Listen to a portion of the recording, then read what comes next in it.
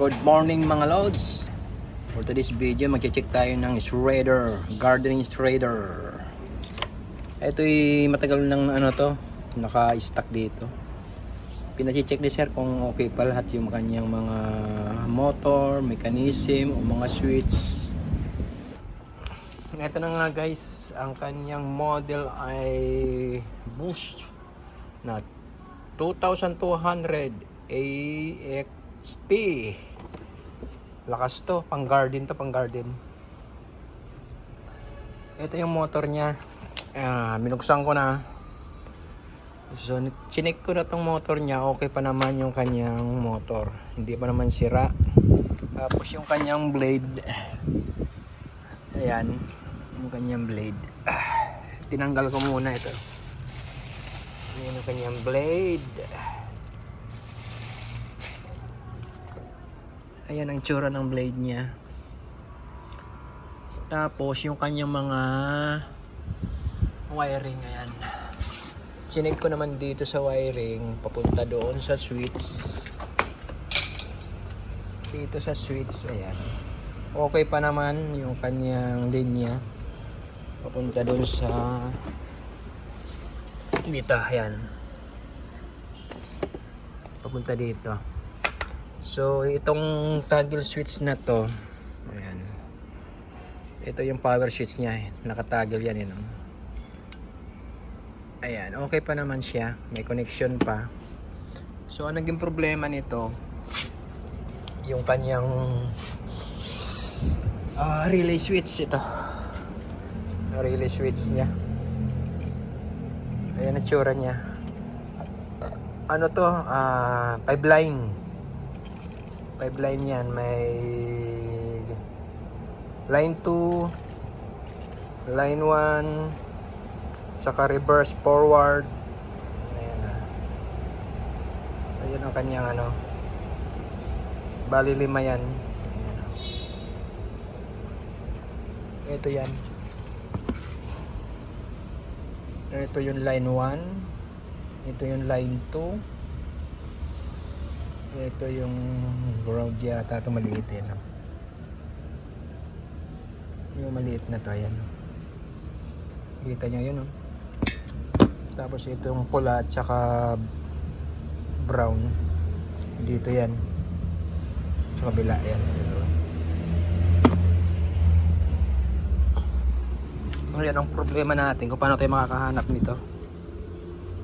Itong parts na to kasi phase out na to. Mga ganitong model. Hirap pa namang hanapin tong relay na to. Ngayon, gagawin natin, babalik muna natin to. Kasi na-check naman natin lahat to na okay. Okay pa yung motor niya, okay pa yung kanyang mga wirings. Ang focus natin ngayon ay yung relay na lang. Bubuhin muna natin to. Ayan guys, ang itsura niya.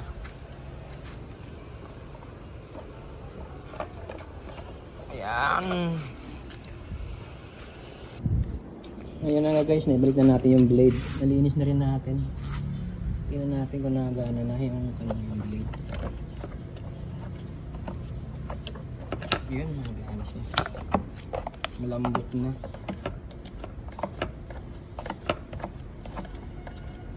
Ayan. Nakita niya pag-ikot niya. Mabagal lang ang ikot niya. Pero pag mabilis to, medyo mabilis din yan. Okay. Ito na guys, babalik na natin to. Ito, dito yan.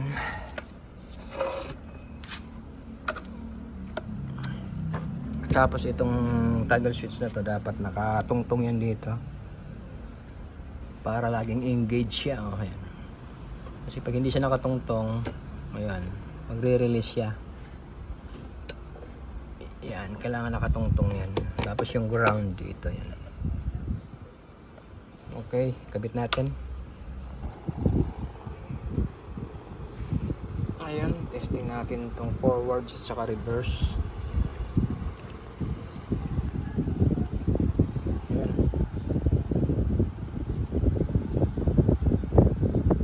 Meron pa yung forward niya.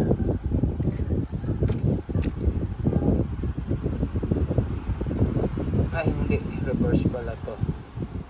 Ito forward. Alin ba? Forward yan. Ito meron pa. Yan natin ang reverse. Kung reverse yun.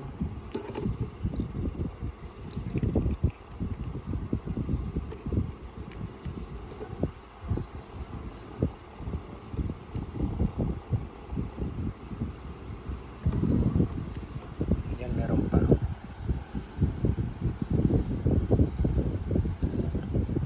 Okay pa yung kanyang selector forward, selector knob na forward at saka reverse. Ngayon guys, testingin natin, sinaksakan natin yung supply. Ayan, nilagay ko muna sa yung ano, yung relay switch. Tingnan natin kung na-under to. Uy, mandar.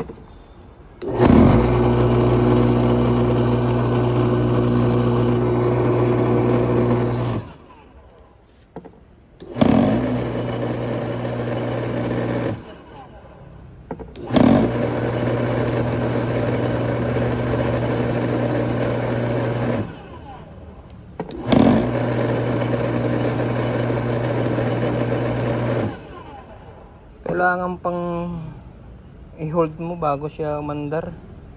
Dapat isang switch lang ito eh.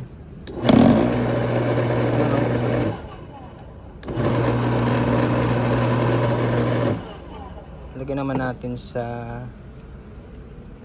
ano to, forward ba yan?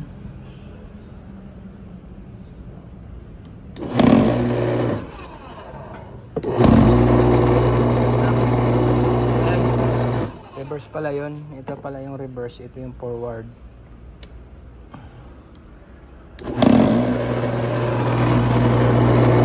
Na forward yan.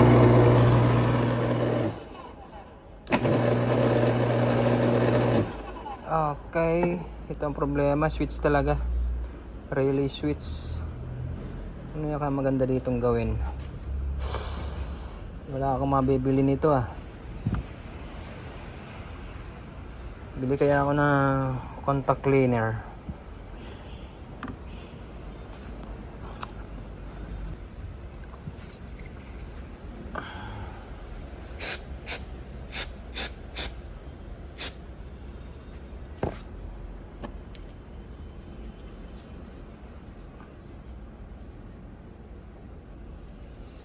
Yan guys.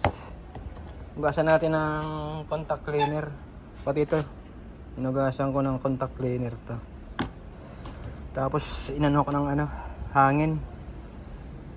Baka hindi na kumakapit kaya ayaw dumiretso to. Tatry natin mamaya, kakabit natin to.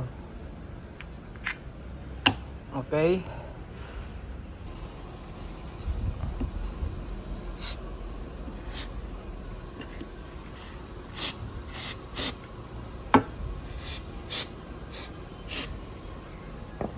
Gawasan natin ng maigi yan.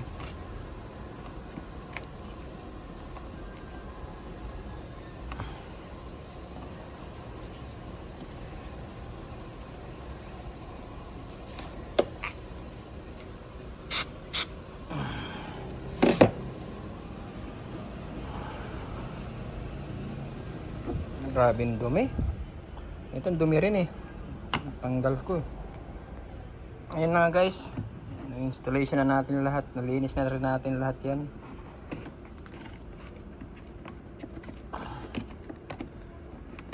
Try naman natin kung ano na to.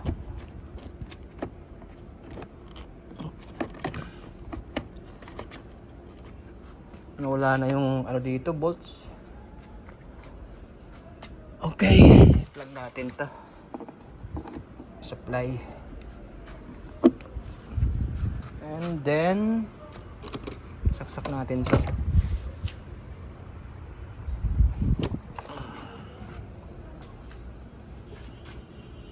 Okay. Ito na ba yung forward? Ito yata yung forward. Ito yung reverse yata. Okay.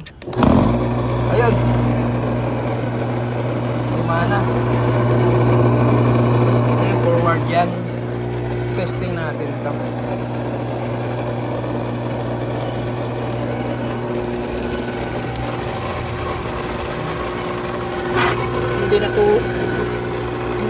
hindi na putol ah. Kulang sa adjust yung kanyang blade. Ayun. Ito yung pang-adjust niyan.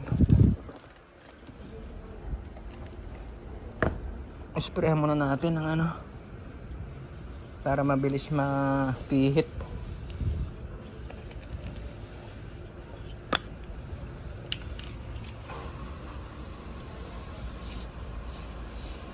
Parang stuck up na yata ito eh.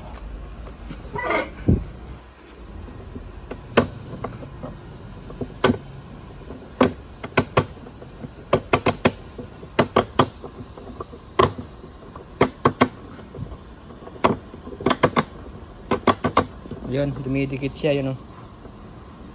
Kailangan magdikit yun eh. Kailangan walang clearance yun.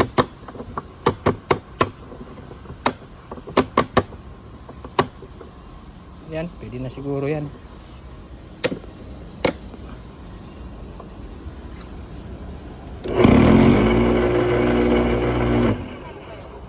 Kunti pa. Okay, testing ulit natin kung magagayat na tong puno. Try.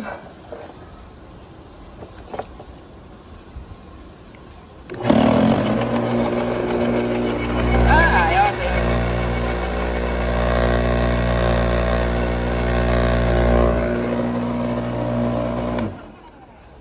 Tama na yung adjustment niya.